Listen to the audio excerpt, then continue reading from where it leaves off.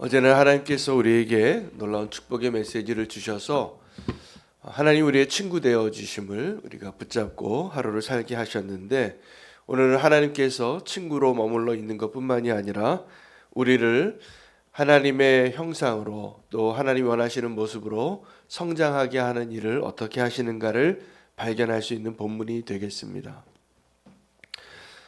철이 철을 날카롭게 한다라고 오늘 말씀하시는데, 여러분, 철이 굉장히 강한 도구입니다. 아마 이 성경이 기록되어져 있을 때 당시의 문화의 수준에서는 아마 가장 강력한 물질 중에 하나가 아니었을까. 그래서 무기를 만들면 철을 사용해서 무기를 만들어서 그 철이 날카롭게 단련되어졌을 때 무엇이든지 벨 수 있고 정말 두려운 무기가 되어지는 것입니다. 그런데 그 철은 가장 강한데, 그 철을 더 강력하고 날카롭게 다룰 수 있는 것은 철밖에 없는 것입니다.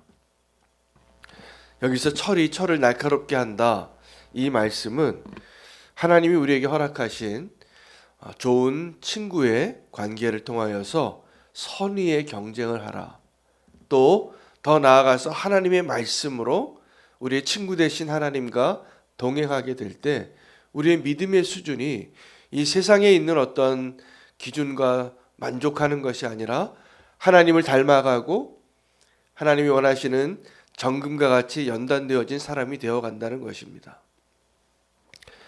우리나라 국민 영웅 중에 하나가 김연아 선수라고 피겨 스케이트 선수가 있었습니다. 지금은 은퇴했는데, 이 김연아 선수가 사실은 세계적인 그런 수준에 올라가기 위해서 그에게 축복인 사람이 한 명 있었는데, 일본의 국가대표 선수였던 아사다 마오라는 선수였습니다. 이 두 선수가 동갑내기인데 서로 선의의 경쟁을 많이 했던 것 같아요. 나중에 보면 서로 친구가 되고 이렇게 격려하면서 서로 자기의 수준을 끌어올리는데 굉장히 좋은 역할을, 동기부여가 되어지는 존재였다고 서로가 이렇게 이야기하는 아름다운 이야기를 들었습니다. 우리도 신앙생활을 할 때 선의의 경쟁을 할 수 있는 사람이 되어지는 것이 좋습니다. 그 선의의 경쟁을 했던 사람들 중에 가장 대표적인 사람이 성경에서는 예수님의 제자들 가운데 있습니다. 요한과 베드로입니다. 이 요한과 베드로는 예수님의 오른팔 왼팔에 인정받는 자리에 있었던 사람이었습니다. 정의정, 자의정이었습니다. 우의정, 장의정이었습니다. 자의정입니다. 그래서 늘 주님과 함께 가까이 있고 싶고, 그들은 어떻게 하면 예수님과 더 친밀한 자리를 얻을 수 있는가 서로 경쟁했습니다. 근데 두 사람은 성격이 너무나 달라요. 베드로는 성격이 급하고 충성되고 그리고 정말 다혈질의 제자였습니다. 그런데 요한은 마치 여자처럼 그 예수님의 마음을 잘 헤아려서 늘 예수님 곁에 그렇게 사랑받는 자로. 그래서 이 두 사람이 얼마나 서로 경쟁 관계였느냐 하면, 사실 누가 더 큰 자냐라고 제자들이 하늘에서 누가 더 큰 자냐, 제가 예측하건대 요한과 베드로가 싸운 거죠. 다른 제자들보다 더 이미 더 예수님과 함께 하는 데 있어서 더 가깝게 그게 최선을 다하던 수제자였어요. 그것을 어떻게 알 수 있냐면, 예수님이 변화산에 데려갈 때 이 사람들 내려갑니다. 그리고 정말로 친밀한 그 이너 서클에 예수님이 12제자가 있어도 그 중에 더 친밀한 사람이 있었던 것이죠. 이 두 사람이 선의의 경쟁을 했다는 것을 어떻게 알게 되냐 하면, 베드로가 예수님을 부인하고 실패했을 때 예수님이 그를 다시 회복시켜 주시고, 너는 이제 나를 다시 따르라. 그때 초대는 죽음으로의 초대고 십자가로의 초대였습니다. 너도 내가 갔던 그 길과 동일한 길을 가라. 베드로가 그 예수님의 초청에, 우리 같으면 정말 어려웠을 것 같은 그런 그 부르심에는 주저함이 없어요. 베드로니까. 베드로는 그렇게 주님을 위해서 헌신하는 일에는 으뜸이 되는데 주저하지 않았던 수제자가 맞는데 그의 마음에 늘 거슬렀던 것은 쟤는 어떻게 되냐. 그 쟤는 누굴까요? 요한입니다.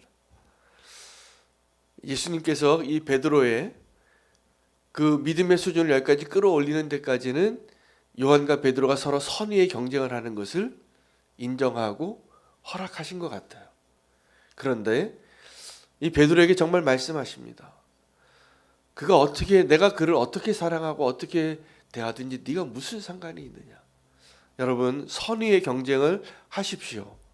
그러나 그 선의의 경쟁이 그 사람을 미워하기까지 되어지면 안 됩니다. 그래서 우리가 신앙생활할 때 서로 선의의 경쟁은 서로 주 앞에서 모이고 서로 기도하고 하나님의 말씀에 순종하는 일에 있어서 열심을 내자고 할 때는 선의의 경쟁을 하셔도 좋아요. 어떤 사람들은 그런 일을 하지 말자고 하거든요. 그런데 더 모여서 기도하자. 이건 좋은 이야기죠. 우리가 더 주님의 뜻을 따르는 데 분별해서 하나님이 기뻐하시는 일에 열심을 내보자. 이런 선의의 경쟁은 더 하실수록 좋습니다. 우리의 믿음의 수준이 올라가는 좋은 기회를 허락하시는 것이죠. 철을 날카롭게 하는 것입니다. 그러나 그 경쟁이 지나치면 죽이고 싶어 합니다. 그래도 베드로와 요한이 그렇게 잘못된 경쟁으로 가지는 않더라고요. 하나님의 은혜 안에서 선의의 경쟁을 하며 믿음의 수준이 함께 올라가는 그 축복을 누리는 관계가 되시기를 바랍니다.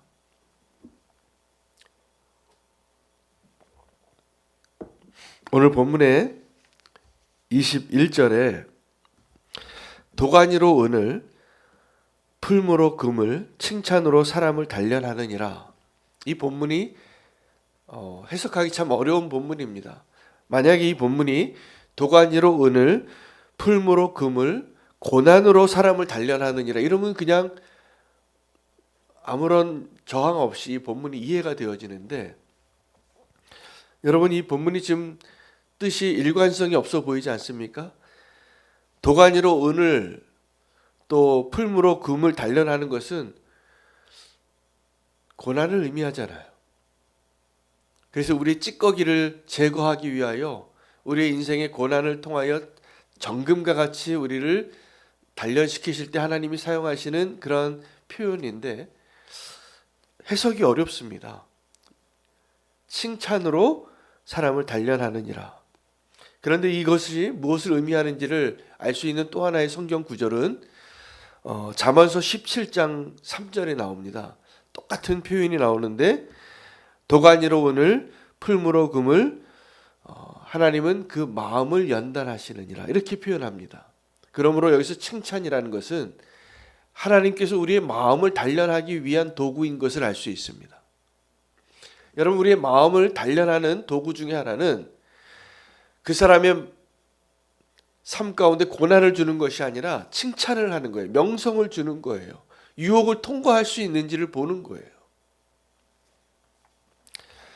오늘 여기서 칭찬은 두 가지 의미가 될 수 있습니다. 하나는 우리에게 위로가 되는 거예요.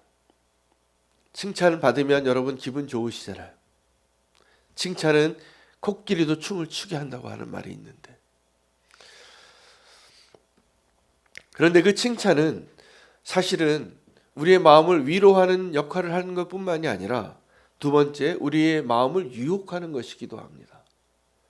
우리의 마음에 내가 원하는 것을 주는 것, 어떤 그 사람에게 성공을 한번 주어보면 그 사람의 진짜 연약함이 드러나게 돼 있습니다. 하나님 필요 없다고 생각하고 내가 원하는 것, 내가 하고 싶은 것 마음대로 다 할 수 있으면 우리는 아마 거의 100% 다 타락할 겁니다. 내 마음대로 다 할 수 있다면. 근데 감사하게도 우리 인생이 내 마음대로 되지 않아요. 감사하죠. 우리의 죄 때문이기도 하고 하나님이 우리를 사랑하시기 때문일 것입니다. 내 마음대로 되지 않는 것이 축복입니다. 그래서 하나님이 우리의 삶을 다듬어 가시고 정금과 같이 또 은을 단련하시는 것 같이 도가니로 풀무로 우리를 단련하실 때 무엇보다 하나님이 우리를 단련하셔서 하나님의 사람으로 자라나게 할 때 우리의 마음이 다듬어져야 됩니다. 우리의 마음을 다듬는 도구 중에 하나가 칭찬이라는 거예요. 유혹이라는 거예요. 우리가 유혹을 받을 때 유혹에서 승리하게 되면 정말 하나님의 은혜를 더 경험하게 됩니다. 그러나 그 유혹에 패배하게 되면 다시 한번 그 나락으로 떨어지는 쓰라린 경험을 하게 될 것입니다. 마음이 굳건해지는 것, 이것은 믿음의 영역입니다. 믿음은 내 마음을 연단하여서 하나님이 계신 것을 또 하나님을 믿는 자에게 상 주시는 이이심을 의심하지 않고 그 길을 걸어가는 것을 의미합니다. 여러분, 세례 요한이 누구의 손에 죽임을 당했는지 아실 겁니다. 그때 당시에 헤롯이라는 사람의 처형을 받았죠. 자기 생일날 자기 딸이 너무나 헤로디아가 예쁘게 춤을 추니까 사랑스러워서 너의 소원이 무엇이냐고, 내가 무엇이든지 해주겠다고, 이 나라의 반이라도 주겠다는 심정으로 백지수표를 줬는데 그 헤로디아는 엄마에게 구하죠. 어린애니까 내가 이 대답을 뭘 대답해야 됩니까? 근데 그 엄마가 나쁜 여자였어요.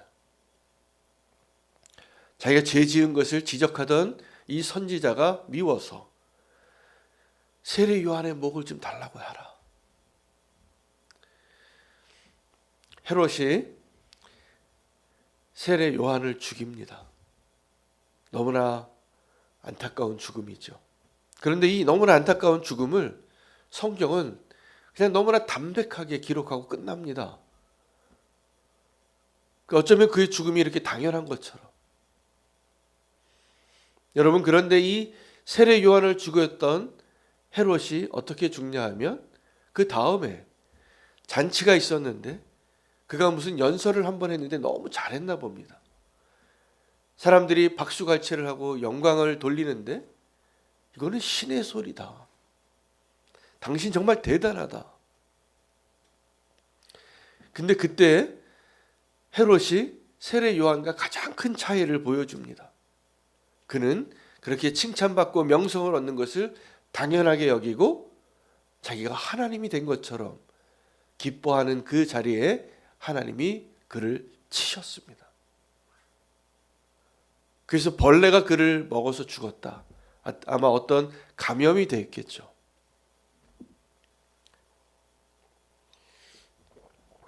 두 사람의 죽음을 통해서 우리가 배워야 할 게 있습니다. 그러면 이 헤롯과 세례 요한은 너무나 대비되어지는 모습에 같은 동시대를 살아서 하나님의 그 의로운 사람을 마음껏 죽일 수 있었던 그 헤롯은 사람들에게 칭찬을 받았을 때 어떻게 했는가? 세례 요한은 예수님과 동행하면서 사람들에게 존경받고 칭찬받았을 때 그를 어떻게 했는가를 배워야 합니다. 우리가 우리의 마음을 은과 금같이 연단하여서 하나님이 저와 여러분의 삶을 예수 그리스도를 닮아가는 모습으로 만들어 가시기 위하여 우리의 마음을 단련하는 그 일을 하실 때 이렇게 증명될 것입니다. 헤롯은 자기가 신의 목소리라고 칭찬하는 소리를 기뻐했어요. 세례 요한도 비슷한 칭찬을 받았습니다. 이것은 신의 소리라고 말할 수 있는 동일한 칭찬이었어요. 당신 메시아 아닙니까? 사람들이 기대하던 메시아의 모습은 세례 요한의 모습이었습니다. 이 세상에서 무엇을 먹을까 무엇을 마실까 염려하는 수준과 다른, 우리와 좀 다른 어너더 레벨에 있는 영적인 수준을 가지고 살아가고 있는 위대한 선지자의 모습이죠. 근데 그 세례 요한의 메시지는 딱 두 가지로 요약이 돼요. 천국이 가까이 왔다. 또 하나는 나는 메시아가 아니다. 여러분, 이 세례 요한을 본받아야 합니다. 우리가 천국이 가까이 왔다, 이 복음을 전하는 그 모습, 그래서 그것을 통하여서 하나님이 나의 겸손과 나의 성실함과 나의 헌신과 나의 연약함에도 불구하고 하나님의 은혜로 주신 그 은혜로 얻는 영광이 있을 때 반드시 이 세례 요한의 고백이 필요합니다. 이건 내가 한 게 아니에요. 이건 주님이 하신 거예요. 나는 메시아가 아니에요. 나는 그의 신발의 끈을 풀기에도 합당한 자가 아니에요. 라고 말할 수 있는 이 고백이 너무나 중요합니다. 하나님께서 저와 여러분의 삶을 풀무로 은을, 도가니로 금을 연단하듯이 칭찬으로 그 사람을 단련시키는 것, 우리의 마음을 연단시키는 것, 교만해지지 말라는 거죠. 하나님 앞에서 우리가 우리의 마음을 연단하여 그 명성을 얻을 때, 칭찬을 얻을 때 위태로운 삶이 아니라 인정받는 삶 되기를 축복합니다. 헤롯을 기억하십시오. 그리고 그 헤롯의 손에 죽어갔던 세례 요한을 기억하십시오. 세례 요한이 무슨 말을 했는지를 기억하시기를 바랍니다. 천국이 가까이 왔으니 회개하라. 그리고 메시아와 같은 모습으로 살았지만 그는 자기가 그 오해받는 것을 원치 않아서 나는 메시아가 아닙니다. 이것이 우리의 마음을 연단시켜 주시고 하나님께 영광을 올려드리는 자에게 허락하신 축복입니다. 우리의 믿음의 고백이 우리의 마음을 연단하여 주시는, 그래서 그 칭찬으로 그 사람을 시험하셔서 우리가 철을 날카롭게 하는 것처럼 우리의 삶이 더 견고하여지고 예수 그리스도를 닮아가는 모습으로 주님께서 우리를 자라게 하시는 것을 기억하시며 오늘 기도하겠습니다. 오늘 말씀 가지고 기도하고